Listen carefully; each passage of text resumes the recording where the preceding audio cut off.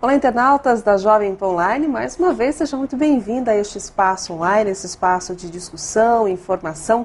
Hoje nós vamos falar sobre neurociências e também psicologia, de que forma que estas duas áreas podem ajudar a entender melhor o comportamento humano. Quem está aqui conosco é justamente o Eduardo Ferraz, ele que é consultor em gestão de pessoas e comportamento humano. Eduardo, é um prazer tê-lo aqui na Jovem Pan Online, uma boa tarde para você.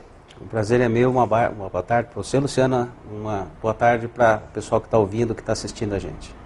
Para quem não sabe, o Eduardo é autor de um livro que tem sido colocado como um dos mais vendidos na lista, nas grandes listas das grandes livrarias, das livrarias mais importantes. Este é o livro do qual nós vamos tratar no dia de hoje. Porque a gente é do jeito que a gente é. É um livro que foi lançado em julho deste ano, já está na 3ª edição pela editora Gente e que vai basear o tema da nossa entrevista de hoje. Eduardo, eu queria que você explicasse inicialmente por que você decidiu seguir por esse caminho da neurociência e da psicologia, sendo engenheiro agrônomo como é a sua formação original. Pois é, como a gente estava conversando aqui um pouco antes, eu sou engenheiro agrônomo. A pergunta que eu mais respondo nos treinamentos que eu faço, nas palestras que eu dou, é como é que o engenheiro vira um cara que estuda psicologia e neurociência? E a resposta que eu dou é a mesma que eu vou te dizer.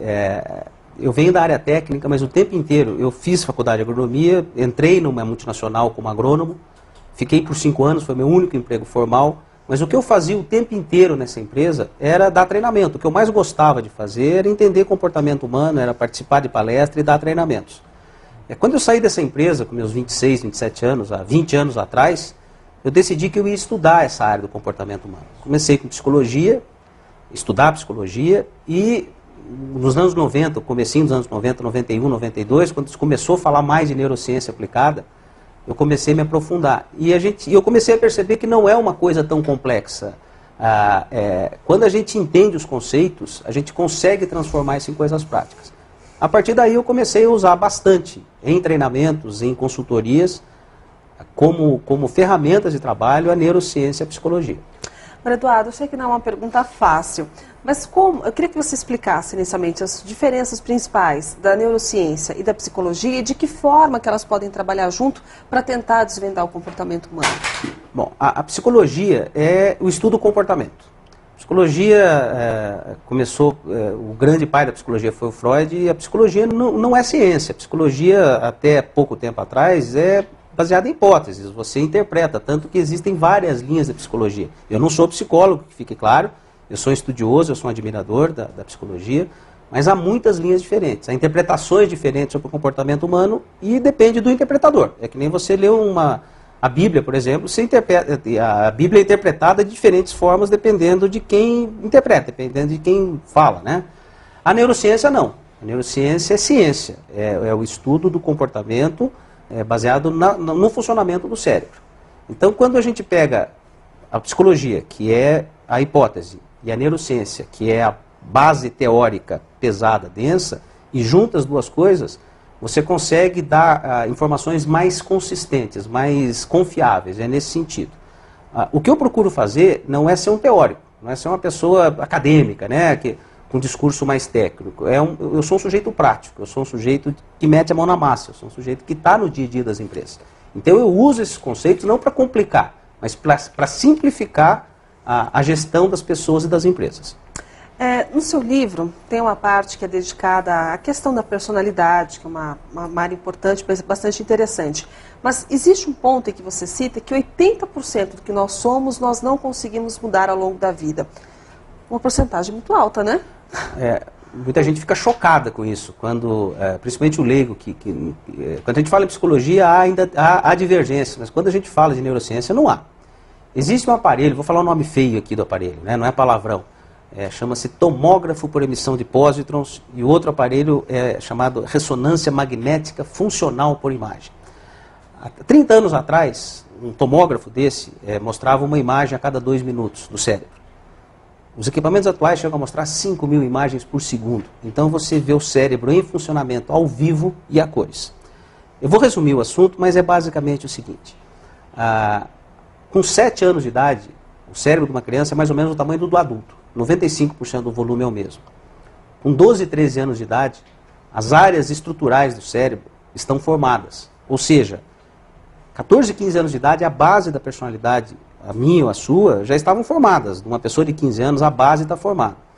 Para simplificar, é como se fosse um computador. A gente compra o notebook já com software, não compra? A gente já compra lá instalado com o material. O que a gente faz a partir dos meses ou dos anos é acrescentar e adaptar coisas. O cérebro é parecido. A base a gente forma até os 15, 16 anos. 80% da estrutura, da personalidade, do jeitão que a gente vai ter para o resto da vida é formada até os 15. Dos 15 aos 60, 70, 80, 90, a gente é um pouquinho mais do mesmo. A gente tem 20% então de margem, de neuroplasticidade para mudar ou adaptar comportamentos. As pessoas costumam dizer que geralmente a personalidade vem de berço e que a gente não consegue mudar muito. Até que ponto a influência dos pais realmente ajuda ou colabora ou influencia na formação da personalidade de uma criança? Essa aqui eu vou até olhar para a câmera, que essa é mais complicada. Estima-se que 50% da personalidade venha da genética, os outros 50% do ambiente. Deixa eu dar um exemplo básico. A extroversão, por exemplo, estima-se que tenha forte componente genético. Então, o nenenzinho já nasce com uma tendência de ser extrovertido, de ser falante, quando ele começar a falar, lógico, né? Se o pai e a mãe forem tímidos, quietos, introvertidos, ele vai ser menos extrovertido. Ou seja, ele tem uma tendência biológica, genética, para ser extrovertido, e o ambiente pede para ele ser mais quietinho. Ele vai ser menos. Se os pais se o pai e a mãe forem bem extrovertidos, e o ambiente que ele vive, ele vai ser o super extrovertido. Então, a genética é o gatilho, o ambiente é o dedo. Então, uma coisa está ligada diretamente à outra. E como é que você pode, o ouvinte, o telespectador pode estar pensando, né? O internauta deve estar pensando. Mas como é que ele sabe que isso é verdade? Estudo de gêmeos idênticos. Passados 100 anos, principalmente os americanos estudam, acompanham gêmeos idênticos, separados ao nascer. Por um motivo ou por outro, separaram e foram se encontrar 20, 30 anos depois. Todos os comportamentos que são parecidos, ou muito parecidos, de gente que foi criada em países diferentes, em lugares diferentes, eles estimam que vem da genética. O que for diferente é ambiental. Extroversão, dominância, paciência ou impaciência, passividade ou agressividade, tem forte componente genético. Gosto por comida, política, religião, time de futebol, não é genético, é ambiental. A gente aprende a ter. Quando a gente mistura essa fórmula, ambiente mais genética, a gente tem a personalidade.